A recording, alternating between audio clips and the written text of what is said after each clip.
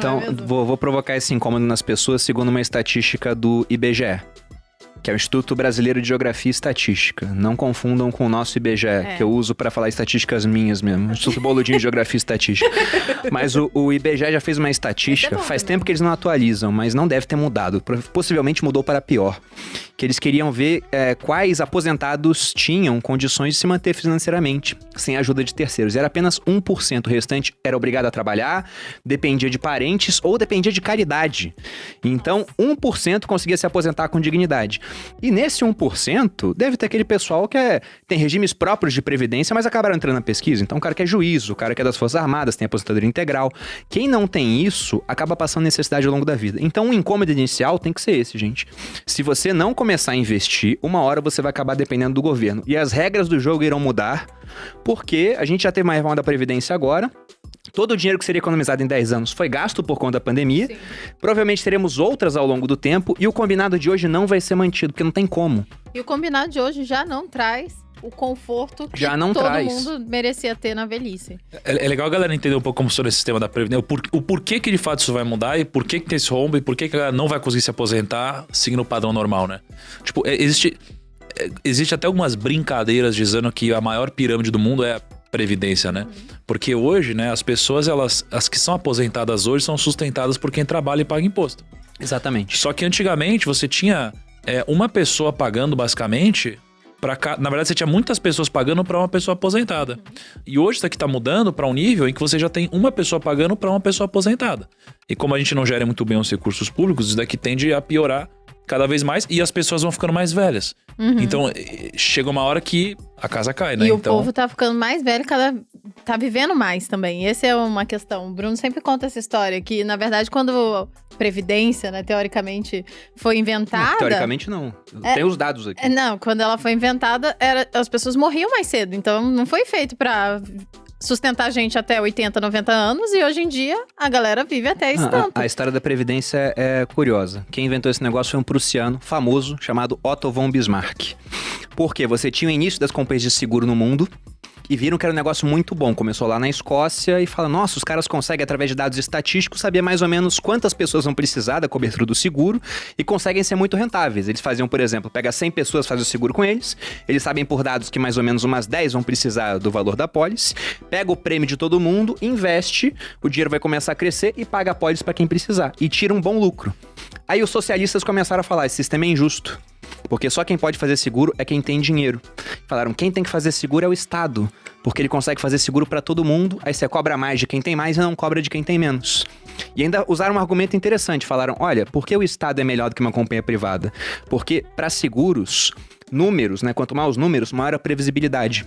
Porque se eu faço seguro para 100 pessoas e imagino que 10 vão ter problema, se 11 tem problema, eu já sofro um pouco com isso, né? Se 20 tem problema, nossa, dobrou o número de pessoas pegando a pólice, pode ser que a minha seguradora quebre. Agora, se você faz um seguro para milhões de pessoas, que é como os estados fariam, é difícil você ter um grande desvio padrão, né? Do número de pessoas que vão usar. Então, o Bismarck, vendo isso, ele falou, se eu não colocar essa ideia em prática, uma hora um socialista vai colocar e esse cara vai ficar muito popular. Então ele foi lá e criou a primeira Previdência. E as regras da Previdência lá na Prússia, que depois virou a Alemanha, eram assim, era pro cara se aposentar com 70 anos de idade. Isso em 1888, 89. O cara já tinha morrido, pô. Não, tinha pouquíssima gente, pô. Tudo bem que a expectativa de vida era de uns 40 e poucos anos, e é uma média, né? Que era puxada pra baixo por muita mortalidade infantil. Só que o pessoal que se aposentava, quase sempre... Quem chegava lá ia viver só mais um pouquinho de tempo. E como o Thiago falou, os casais tinham 6 filhos. Hoje em dia, né, quem tem 6 filhos é uma ou outra pessoa. Né? E você olha para aquilo, vira uma atração turística, né? Nossa, o cara tem 6 filhos. Hoje os casais têm 2, 1. Naquela época eram 6. O pessoal se aposentava mais tarde do que hoje. Então, claramente, esse sistema, ele vai apresentar um problema daqui a pouco. E quem deixar para depender dele, pode ter sérios problemas no futuro. Então, esse tem que ser um incômodo inicial para investir. Perfeito. Não, e tenho, trazendo uma historinha aqui sobre a história do incômodo, que eu acho que essa palavra, se a gente conseguir fazer as pessoas se sentirem desconfortáveis com o fato de não estarem guardando para o futuro, já vai ser muito forte, né? E tem um pesquisador de finanças, um psicólogo, né, de finanças comportamentais, que é o Walter Mischel, que ficou muito conhecido por um vídeo que muita gente já deve ter assistido, de uma criancinha na frente de um marshmallow. Sim. Coloca o marshmallow. Muito sempre bom, falo né? desse Só que os estudos dele, eles vão muito além disso, né? Pra quem nunca viu, a criança fica na frente do marshmallow, se ela Também usou esperar... pirulitos, eu vi. Também usou... brincando. Tem o do pirulito também.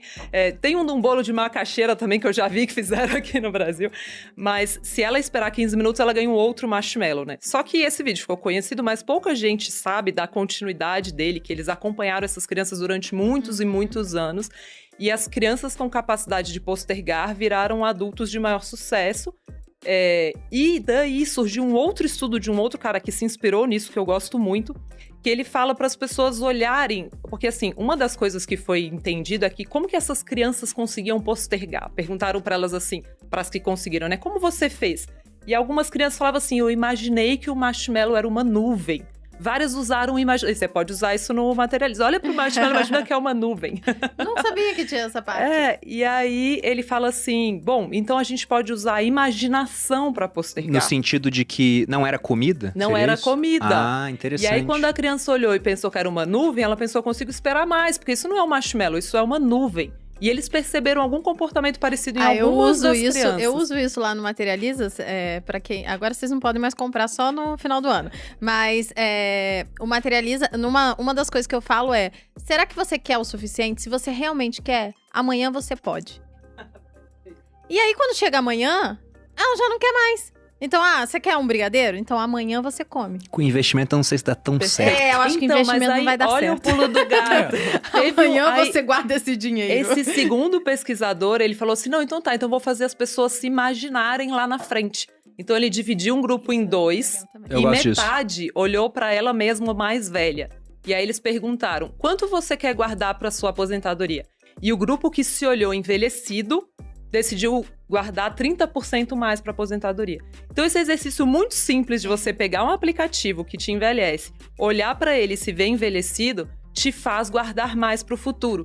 Então esse exercício de ficar pensando, como vai ser quando eu chegar lá? Porque, de fato, você materializa aquele futuro, né? Você fala, nossa, quando eu estiver lá, eu tenho que ter mais conforto, né? Coisas assim, muito legal. Eu chamo isso do eu do futuro. Sim. É o eu do futuro. Eu já usei várias vezes em posts, no Viver de Renda eu uso também, que é essa questão de que hoje, né, se você não investir, o seu eu do futuro vai estar pior.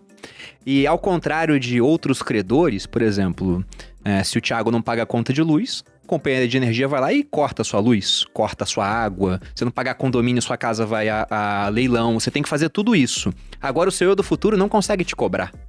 Ele não consegue chegar pra você e falar, Thiago, aporta mais aí. Ou você não pagou, né? Não investiu a parte que você investe todo mês, esse mês tem que pagar a multa. Esse cara não consegue fazer isso. Depende da gente pra fazer isso. Ele é um credor, só que ele é um credor, né? Toothless, né? Sem dente. Ele não consegue morder a gente. E se a gente não fizer isso, lá na frente, o que vai acontecer? A gente vai estar mais velho, provavelmente com uma capacidade laborativa que vai cair ao longo do tempo. Dificilmente vamos continuar fazendo o que a gente faz hoje quando for mais velho, o pique diminui. E além disso... tendo em conta que a pessoa que vai ficando mais velha vai tendo gastos maiores com saúde, então por isso que muita gente gosta de investir no setor de saúde, é uma demanda já contratada, esse cara vai ter mais despesa, lá na frente as coisas vão ser mais caras, porque a inflação vai penalizando, né, vai tirando o poder de consumo do dinheiro, então se a gente não investir pensando nesse cara, ninguém tá pensando nele. Ele vai passar necessidade lá na frente. É isso. E aí, revertendo a questão da Previdência Pública que vocês falaram de fato, né? Eu nunca tinha ouvido isso, achei bem legal que o Nico falou. A questão de você, na verdade, ser quase uma pirâmide financeira, a Previdência Pública, né? A Previdência Privada, e aí quando eu falo isso, às vezes as pessoas olham, são muito acostumadas com uma Previdência historicamente muito ruim no Brasil e falam, isso daí é ruim, isso daí é péssimo. Minha mãe falou que é ruim. Tem umas mamatas...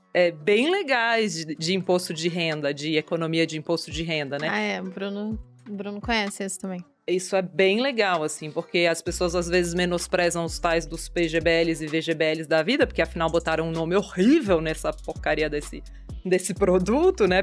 Plano gerador, benefício livre, que diabo é isso, gente? Um monte de palavra desconectada, uma grudada na outra.